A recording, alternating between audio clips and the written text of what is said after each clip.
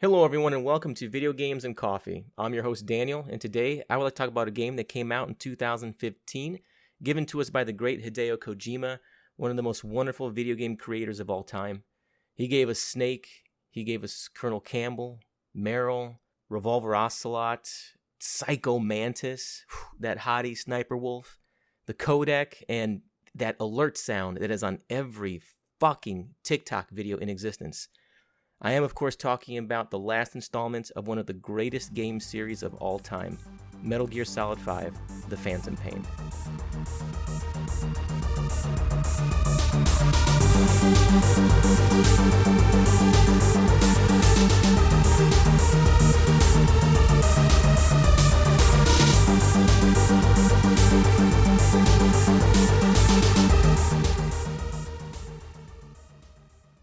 Welcome, everyone.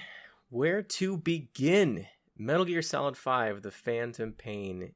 This game is so massive and so involved that I'd spend days putting everything into words. I don't even think I can really write out this episode at all. It took me days just to figure out how I'm going to do it, much less, figuring out how I'm going to, what I'm going to include in the episode and write it out, because there's so much to do in the game. So instead of writing it out word for word, I'll be going through and just telling you what comes to me.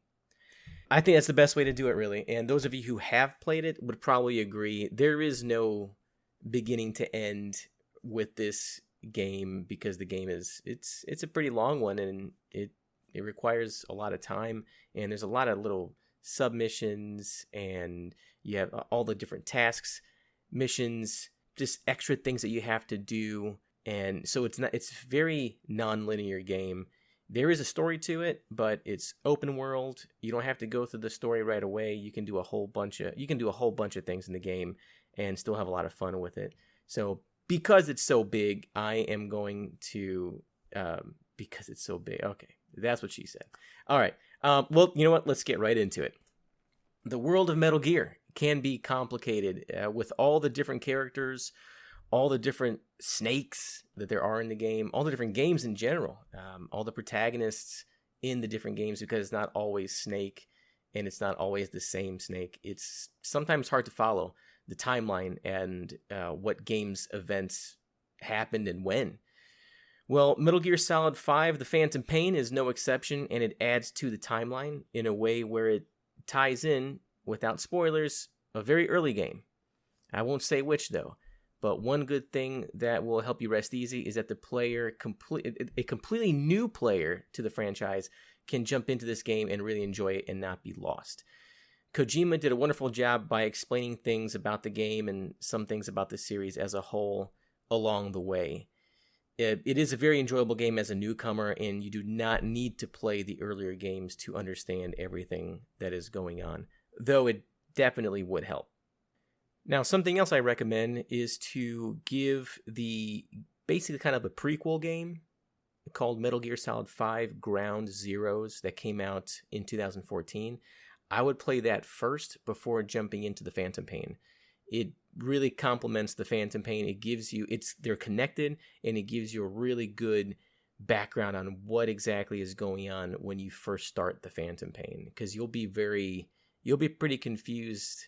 I mean, not confused enough to where you don't know what to do or how to enjoy the game, but you'll just get more clarification on what's going on, and it makes it more interesting.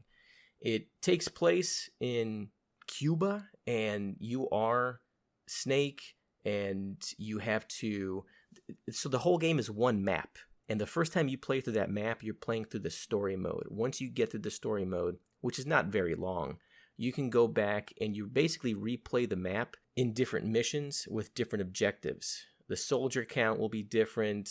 The placement of the soldiers and the enemies will be different. Weapons will be different, and what's available to you. You can unlock different weapons the more progression you make. And like if you beat a particular mission on one difficulty, you can now up it a bit and unlock something else. It really is a good game. If you like the whole stealth espionage thing, I highly recommend Ground Zeroes. I mean, I've known a couple of people that played it and never played it again just because they wanted to jump into Phantom Pain. But I'm an espionage stealth kind of player. I really that's what I really enjoy about the Metal Gear games. And this has a very good replay value. I couldn't recommend it enough.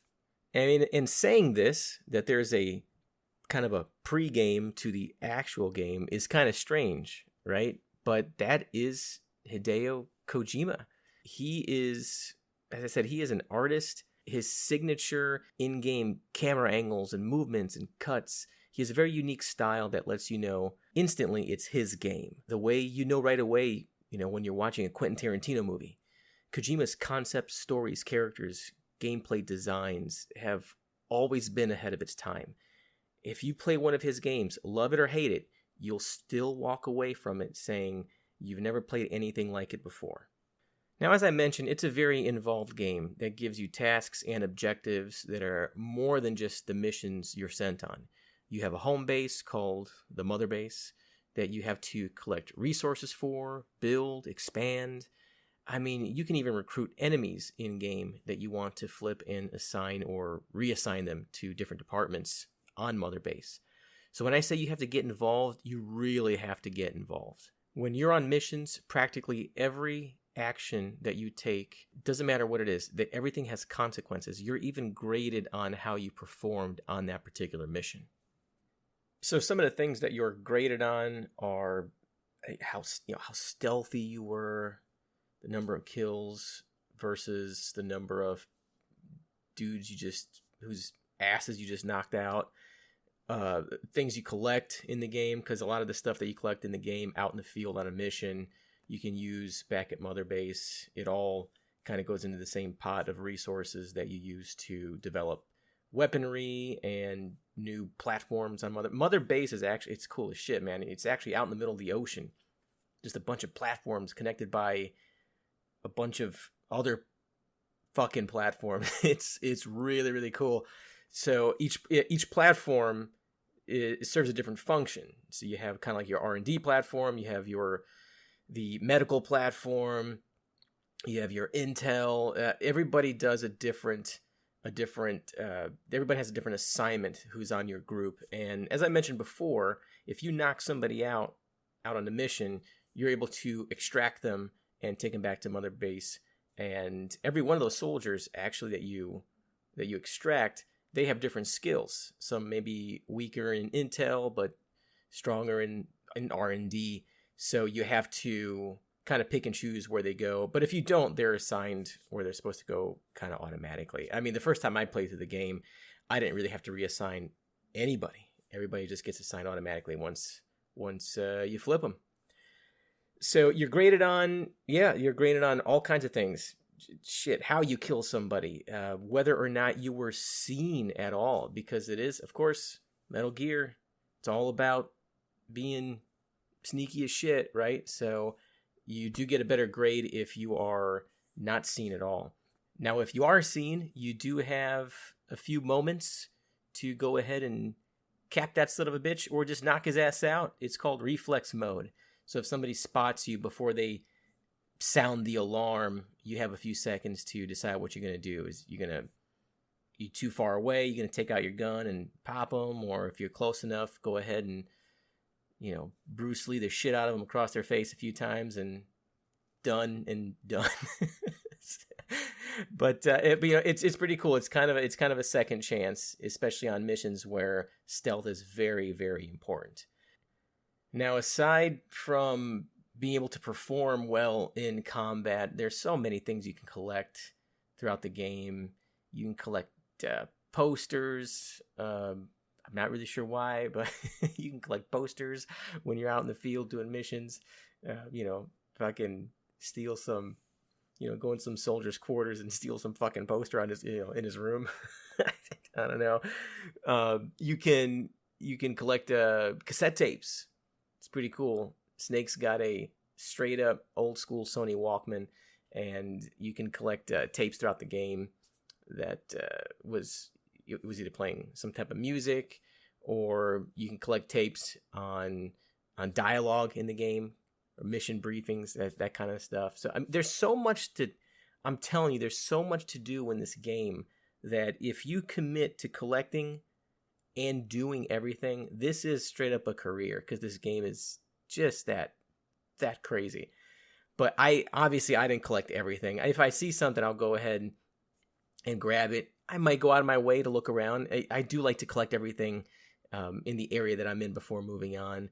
But if I end up missing something, or if I don't collect something, I'm not that gamer. I'm not that player where I have to have 100% of everything. I just like to have fun. I like to play the game. I like to do the actual gameplay and follow the story. And I'm not going to lose any sleep because I didn't fucking get 100% of the old school cassette tapes in Metal Gear Solid 5.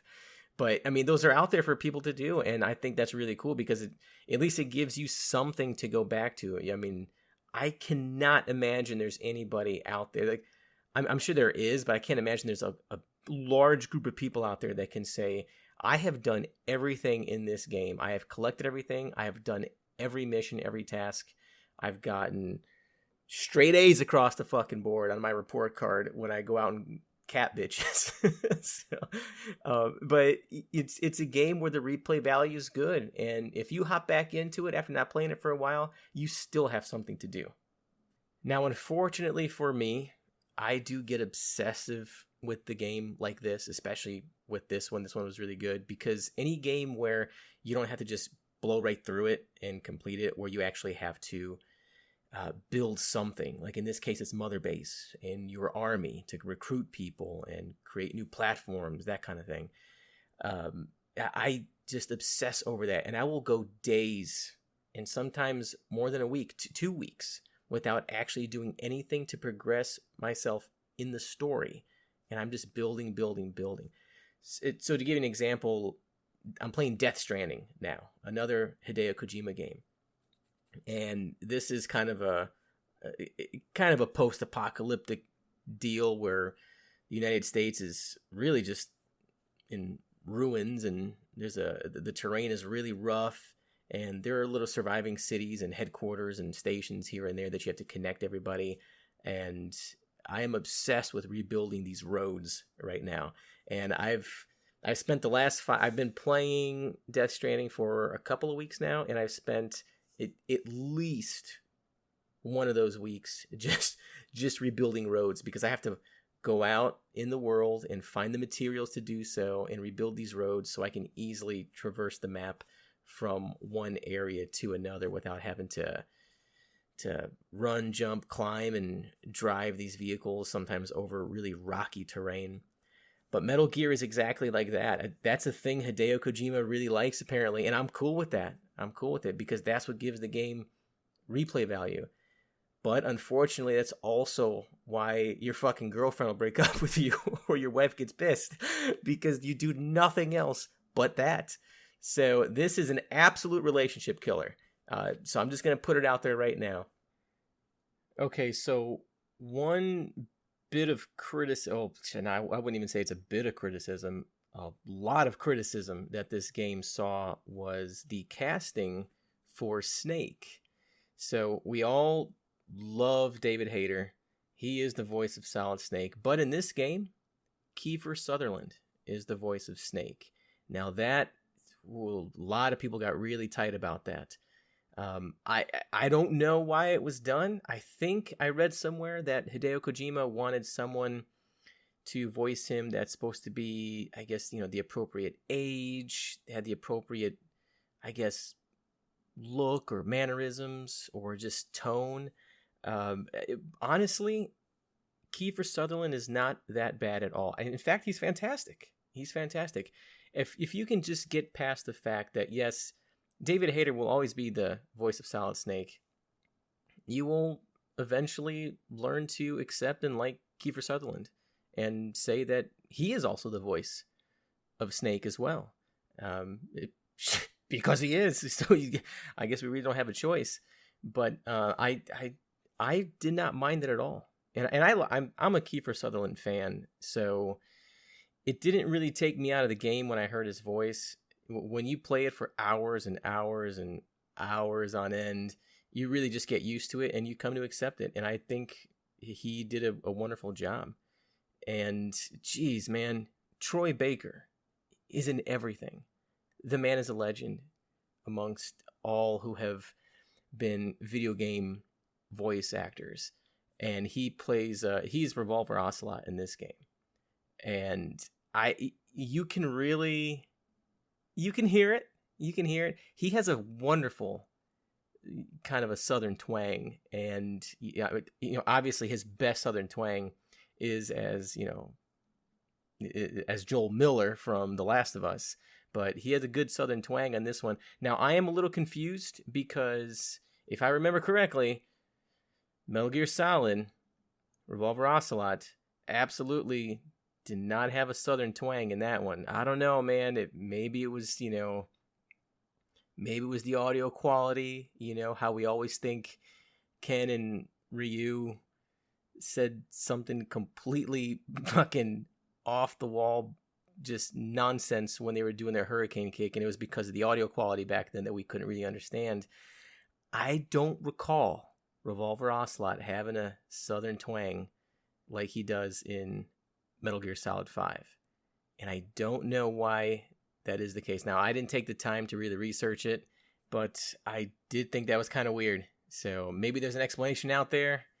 I do not know it. Now, the gameplay itself, as far as the controls, there is nothing strange, uncomfortable, unnatural at all.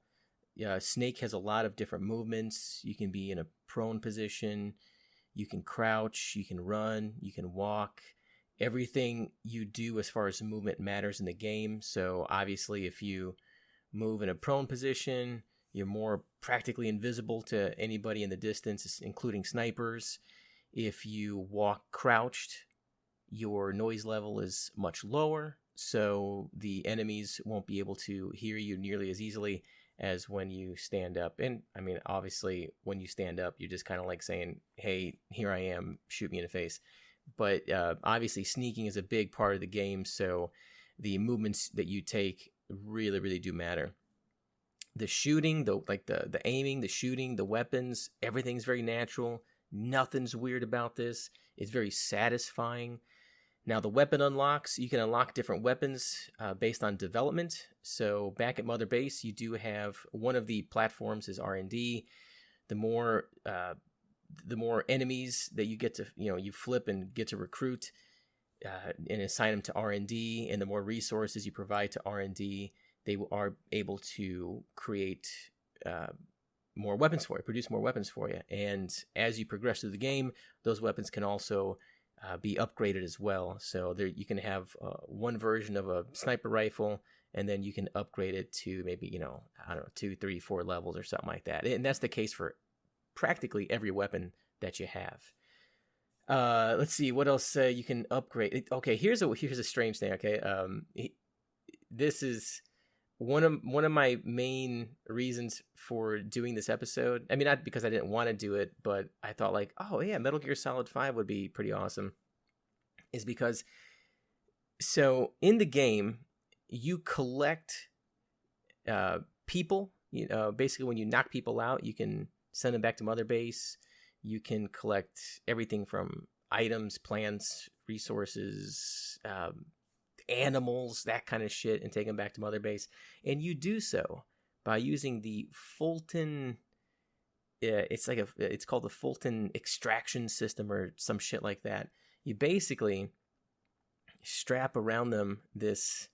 It's like a belt, and then it's like this balloon that kind of comes up. It inflates for a couple of seconds, and then zoom, way up in the air you go, or that thing goes, or that animal goes. And that's how you extract things from the battlefield, which is pretty cool. You don't have to worry about, oh my God, let's go back to Death Stranding. When you're carrying shit on your back, in your hands, on your outfit strapped on, and even to your motorcycle, there is a carrying capacity, and sometimes you just find a lot of cool shit, and you cannot carry everything. You got to come back for it. This is not the case here. You don't have to have that anxiety when you do find a bunch of cool shit, because you start with a bunch, I think like 20 some Fulton balloon things or something like that. And so that's actually pretty decent amount for a mission. And you can send all those back to Mother Base right away. Now, there are different factors that affect it, like weather. So if it's stormy, if it's raining, overcast, the extraction can fail. Also, if an enemy sees you do that, they will shoot that balloon, and then that person or thing or animal or object, whatever, drops back to the ground, and you'll have to try again. But it is a very cool system. And so going back to it, I was at work and I have a lunch bag, and the brand on it is the Fulton. I think it's the Fulton Bag Company. That's my lunch bag brand. I'm like, wait a minute, that's the same shit from Metal Gear Solid 5. That's what I should do my next episode on. So continuing with the actual gameplay, when you do your loadout, you do have a horse, you have a walker, which is basically like this little, it's like a kind of a robot type deal that you ride in, and it has legs and shit, and it can also kind of convert itself to have wheels to ride around. The leg portion of it, it's really strange. It kind of reminds you of like a mini Ed 209 from RoboCop that you're actually riding around. You can have a dog. These are all your partners, your helpers that you kind of have out in the field with you. And oh man, the best one to have with you though is one of the hottest. I'm telling you, I'm 38 years old, and whenever I talk about an attractive female video game character, it's like I cannot possibly get more pathetic. But here I go, folks. There is a character in the game named Quiet, and she is named so because she doesn't talk, and she is a stunningly beautiful woman. The actress, the motion capture actress, is Stephanie Houston. She is a Dutch actress and model and singer, and it's actually her likeness in the game. She didn't provide just the motion capture, but it's actually her likeness, and she is fucking smoking. But whew, oh my god, I gotta take a moment. She is fantastic to have at any time. Let's just face it, at any time. But no, she's fantastic to have as your partner in the game when your buddy is what they call it, when you go out on a mission, because she's a sniper, so she covers your ass and helps you out and provides defense, offense, cover fire, that kind of stuff. She'll scope out areas and mark different kind of points of interest on the map. So, man, Quiet's awesome. That's all I'm going to say about that. So, oh man. All right, moving on. Okay, so the actual start of the game is kind of weird. So, as I mentioned before, if you play Metal Gear Solid 5 Ground Zeroes that came out the year before, it provides a really good backstory to the beginning events of Metal Gear Solid 5, The Phantom Pain. So you wake up in a hospital, and it's not really clear who you are. The doctors are telling you that you were in an accident. You lost your arm, your left arm, from the elbow down. Your face is wrapped up. Like I said, your identity is pretty unclear. Very soon after, the hospital is attacked by what seems like incredibly unfriendly soldiers, mercenary kind of types, and there's a patient that was next to you, and he guides you out. He kind of seems to know what he's doing.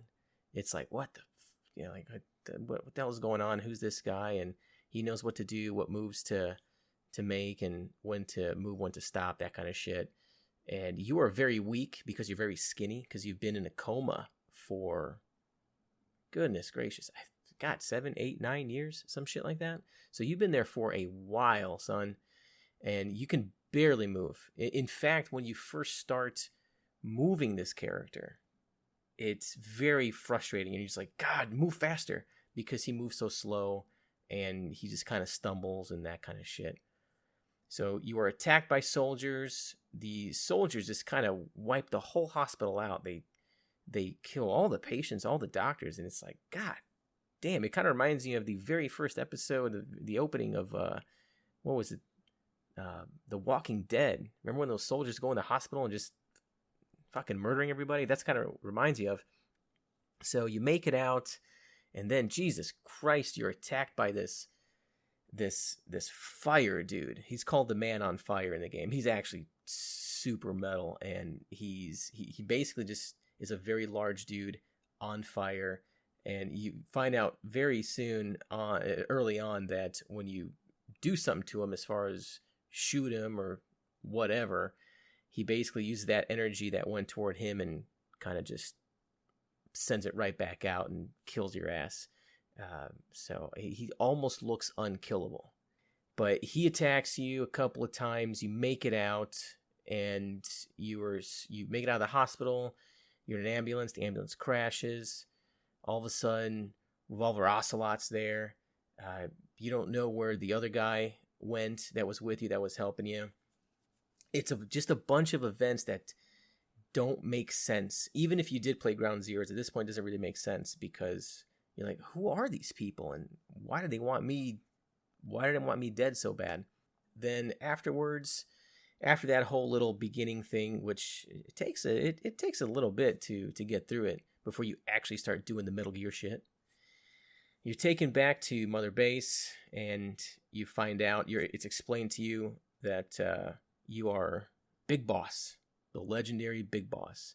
In this game, you are called Punished Snake, but you're also called Venom Snake. I'm not really sure why. They don't really call you that in the game. Throughout the entire game, you're just referred to as Boss. Boss. How fucking Troy Baker says boss with his southern accent, boss. So the only time you actually see Punished Snake or Venom Snake is in the beginning of each mission. Each mission that you go out on kind of starts like the beginning of almost like a TV show. It gives you a cast. In the beginning it says, starring Punished, Venom Snake, starring Troy Baker as Ocelot, that kind of deal. And it does that every time you start a mission, which I think is a cool little detail that Kojima did in the game. But if you played Ground Zeroes, you know that you are playing as Big Boss. So it's, it would come to no surprise that you are going to be Big Boss in this game. But you can't help but think, who are you really, like in the beginning of the game, simply because you are so skinny and your head's all wrapped up like the goddamn Invisible Man. It's all you need are the sunglasses. But it is cool to finally play as Big Boss, who you always hear about, and you have this entire game, this gigantic game to play as Big Boss. And really the whole story is a revenge kind. So you guys are kind of like the A-team, man. Soldiers of fortune to hire and do, crazy shit.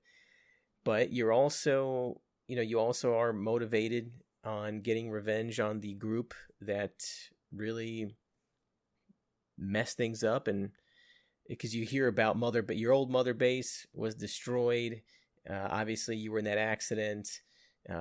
Miller lost a leg. You lost an arm. I think Miller lost an arm as well. Yeah, Miller lost an arm and a leg. He got all fucked up. You lost an arm. You're in a coma for many, many, many years.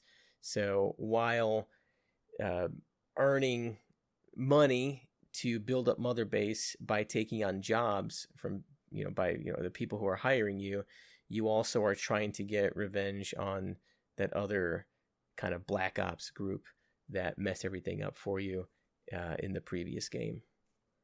So all in all, Metal Gear Solid 5: The Phantom Pain is a wonderful game, and if you are a Metal Gear fan, you should absolutely play it. All of the elements are there that we love, and it's just a more sophisticated, more updated, more polished Metal Gear game, because it is the one made with the newest technology at that time. And I mean, even though it's been around for 7 years now, it is still a replay value, just home run giant, and you can always jump back into it and still have a wonderful time. I absolutely love this game. And come on, man, Hideo Kojima, this is the guy, the mind that gave us Naked Snake, Punished Snake, Solid Snake, Liquid Snake. If there isn't a dick joke underneath all that shit, man, holy moly. Come on, man. You have to love Hideo Kojima.